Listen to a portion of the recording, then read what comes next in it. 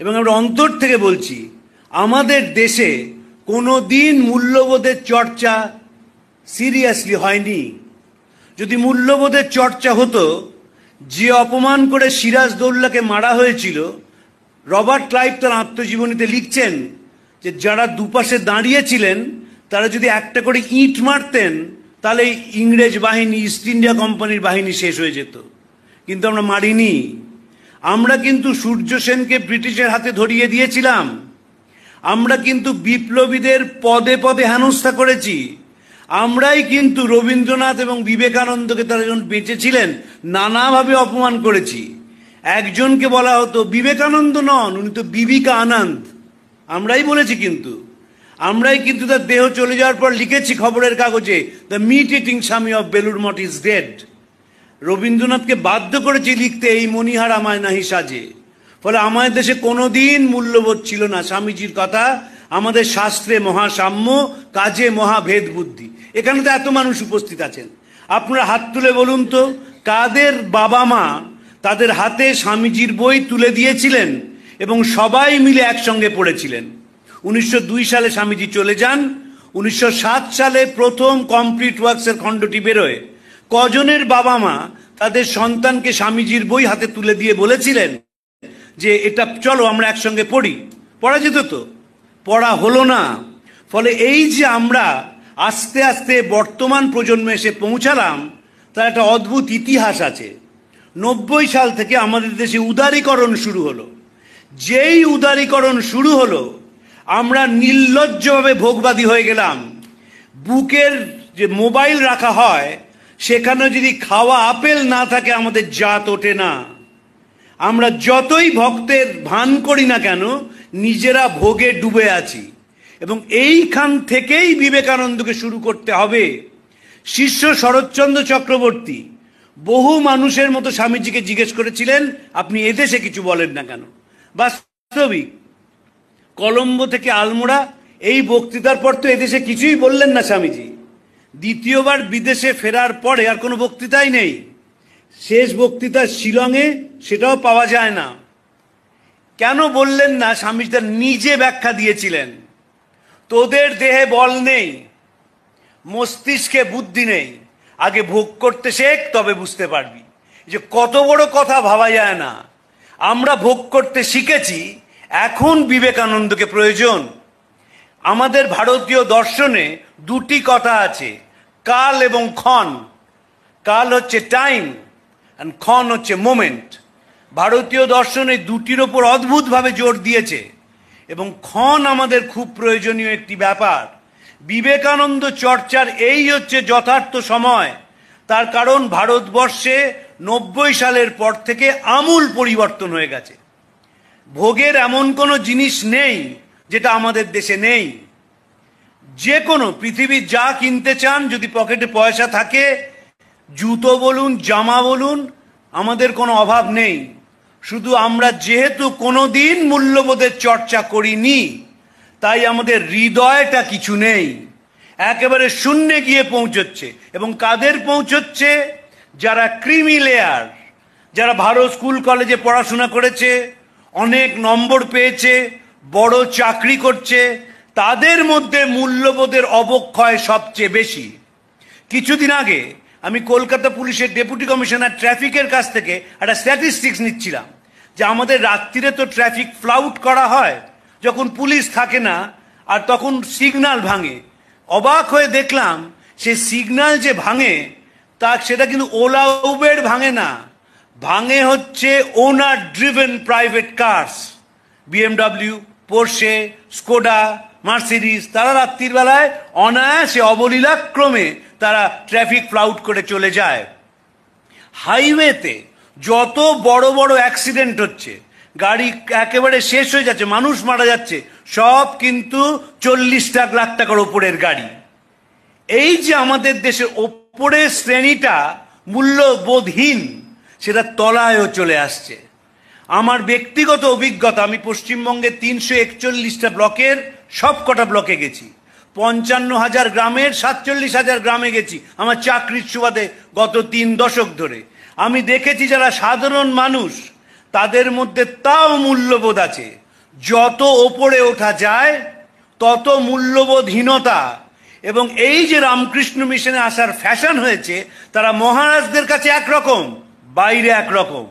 এক অদ্ভুত জীব, এক অদ্ভুত জীব। মহারাজের কাছে প্রণাম করছেন, প্রণাম করে এমন করে কথা বলছেন, এক বিরাট ডাক্তারবাবু, যে মনে হচ্ছে যে না একেবারে বিরাট, একেবারে এত বড় হৃদয়। যেই তিনি বাইরে চড়ে গেলেন, একটা গাঁট কাটা হয়ে উঠলেন। এই যে শিফট আমরা করি খুব তাড়াতাড়ি, তার কারণ আমরা কোনো দিন বিবেকানন্দকে কাছ থেকে ধরিনি।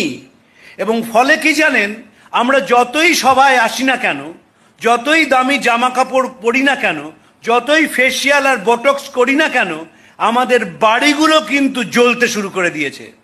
বার্ট্রান্ড রাসেল বলেছিলেন, দ্বিতীয় বিশ্ব মহাযুদ্ধের ঠিক পরে, we live in houses without any beauty, where we eat meals which merely nourish, beget children without any love, and subject them to an education which kills the spontaneity of life.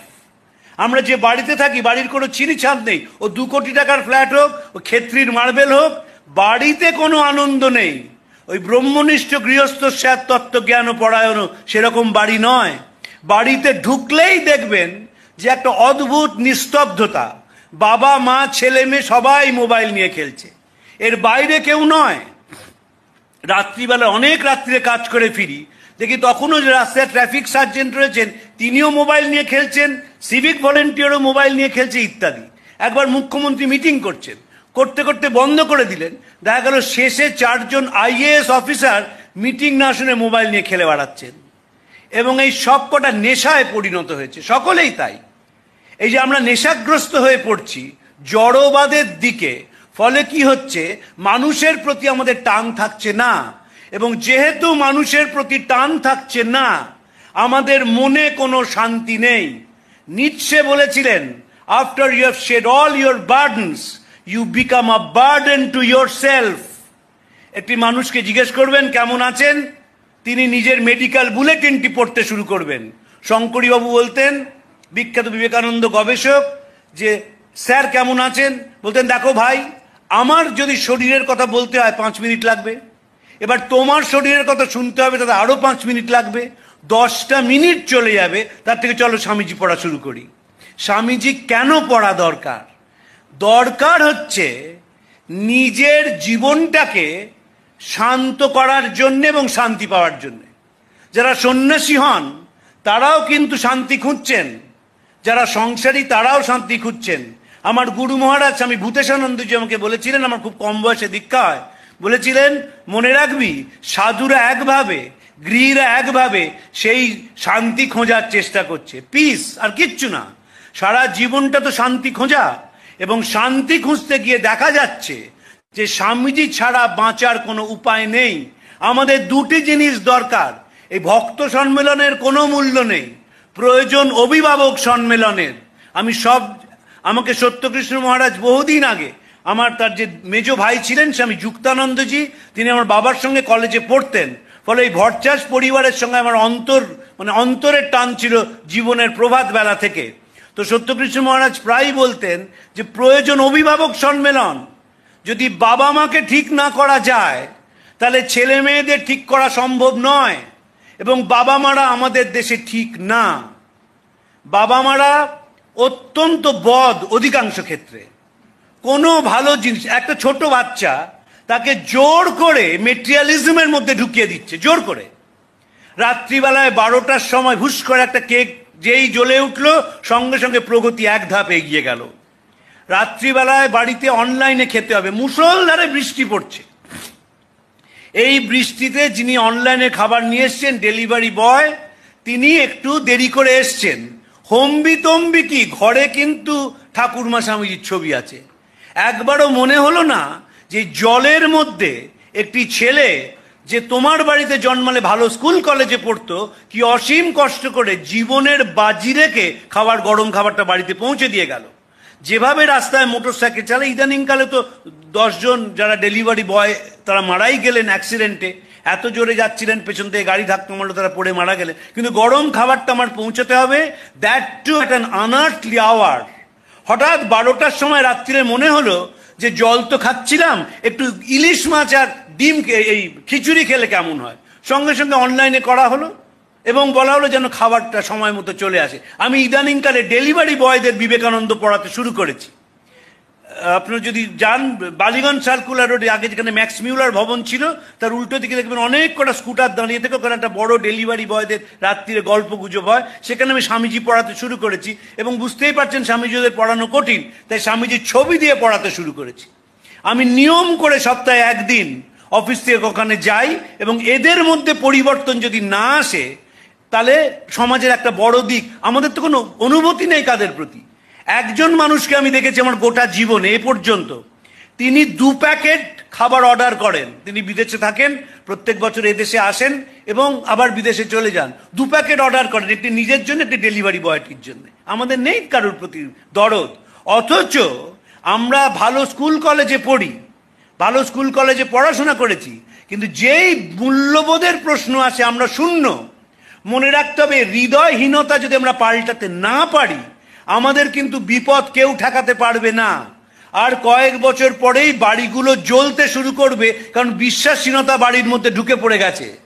ওই একটা ছাদের তলায় আমরা থাকি, স্বামী স্ত্রী ছেলে মেয়ে একসঙ্গে আছি, ভাবার কোনো কারণ নেই একের সঙ্গে অপরের অন্তরের যোগ আছে। এক ছাদের তলায় থাকি এইমাত্র। পাল্টাতে হবে এটা। এবং স্বামীজি বারবার বিশ্বাস করেছেন, বলেছেন আমাদের অতীত ছিল গৌরবের, ভবিষ্যৎ আরো গৌরবের হবে। আমাদের দেশে এখনকার ছেলে মেয়েদের ওপর আমার অগাধ বিশ্বাস, অগাধ বিশ্বাস। কারণ তাদের একটা ট্রুথফুলনেস আছে, তারা নিজেদের কাছে নিজেরা বড় বেশি পরিষ্কার।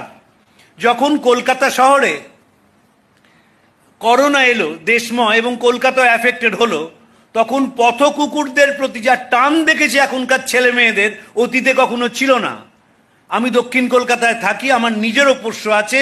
সকালবেলা তাদের বেড়াতে নিয়ে যাই, তখনও যেতাম, গিয়ে দেখি একটি ছেলে মেয়ে তারা পুলিশের সঙ্গে তুমুল তর্ক করছে যে বালিগঞ্জ লেকটাকে সকালে 5 মিনিট এবং বিকেলে 5 মিনিটের জন্য খুলতে হবে। পুলিশ বলছেন সরকার অর্ডার দিয়েছে, কোনো পার্কস কোনো লেকস খোলা যাবে না, ফলে আমরাও খুলতে পারবো না। তখন আমি বললাম কেন? আমি তার মধ্যে ইন্টারভিউ করে বললাম কেন খোলাতে চাইছেন? বললেন এই লেকের মধ্যে 2টি কুকুর আছে যারা কিডনির অসুখে ভোগে, এবং তাদের যদি সকাল বিকেল ওষুধ দেওয়া না হয় তাহলে তারা মারা যাবে। অতএব আমাদের 5 মিনিট এবং 5 মিনিট, সকালে 5 মিনিট বিকেলে 5 মিনিট খুলতে দিতেই হবে। এই বোধ আজ থেকে 40 বছর আগে ছিল না। আজ থেকে 40 বছর আগে যারা আমেরিকায় যেতে শুরু করেন তাদের বাবা মা শিখিয়েছিলেন, পাশের বাড়ির দাদাটাকে দেখ কিরম আমেরিকায় চলে গেছে। ছেলেও নাচতে নাচতে চলে গেল, বড় কাজ করলো, ডলার পাঠালো, বাবা মা একজন আরেকজনকে হুইল চেয়ারে ঠেলে হাসপাতালে নিয়ে যান, দেশের চেহারাটা তাই হয়ে গেল। তারা কোনোদিন বলেননি যে দেশটাকে ভালোবাস। যারা বিদেশে যান তাদের 5% পৃথিবীর উপকার করেন, যারা নানা রকম এক্সপেরিমেন্ট করেন, ল্যাবরেটরিতে কাজ করে দিতে, আর বাকি সব চাকরিটা এই দেশেও করতে পারতেন, তাতে পৃথিবীর কিছু এসে যায় না। কিছু ডলার উপার্জন করেন ও দেশে, এবং এদেশে এসে এমন একটা ভাব করেন যেন তাদের বিশেষ খাতিরের প্রয়োজন রয়েছে, যেহেতু অন্য একটা দেশে চাকরি করেন মাত্র, আর কিছু মানবতার কোনো কাজ করেন না। এ বিবেকানন্দ নয় যে ভারতবর্ষের দর্শনকে, ভারতবর্ষের মানুষকে, ভারতবর্ষের ইতিহাসকে প্রচার করে দিচ্ছেন। যারা দেখবেন রুথ হ্যারিসের বই গুরু টু দ্য ওয়ার্ল্ড পড়েছেন, তাদের 80% বিদেশি। মনে রাখতে হবে, স্বামী সর্বপ্রিয়ানন্দজি যখন হাঁটেন সেন্ট্রাল পার্কে, তার সঙ্গে রেজিস্ট্রেশন করতে হয়, এবং তিনি 1 ঘন্টা হাঁটেন। সাহেব মেমরা বেদান্ত শোনে, কারণ তারা বুঝেছে বেদান্তদের জীবন পাল্টাতে পারে। আমার মাস্টারমশাই অরিন্দম চক্রবর্তী, তিনি তো থাকেন আমেরিকাতে, সেখানে বলছেন তরুণ তরুণীরা এসে কিভাবে বেদান্তের কথা শুনছে। এখানে একটু বেদান্তের কথা বলুন। স্বামীজি অসাধারণ কথা বলেছিলেন মহেন্দ্রনাথকে, লন্ডনে বিবেকানন্দে পড়বেন, যে দেশে যখন মানুষের জাগরণের কথা বললাম তখন সবাই হাসলো, তাই ভাবলাম স্বাধীন দেশে কথা বলি। বলেছিলেন এমন বেদান্ত বলে যাব যে এদেশের মানুষ মনে রাখবে, মনে রেখেছে, এবং দেখবেন ওরা ঝপঝপ করে পাল্টে যাবে। ওদের যা সামাজিক ত্রুটি, ওদের যা মানসিক ত্রুটি ঠিক পাল্টে নেবে। আমরা পাল্টাবো না, কারণ আমরা তো অনুকরণ প্রিয়তায় বিশ্বাস করি, আমরা তো পাল্টাতে চাই না। আমরা তো চেষ্টা করলেও বাড়ির একটা ছেলেকে বলতে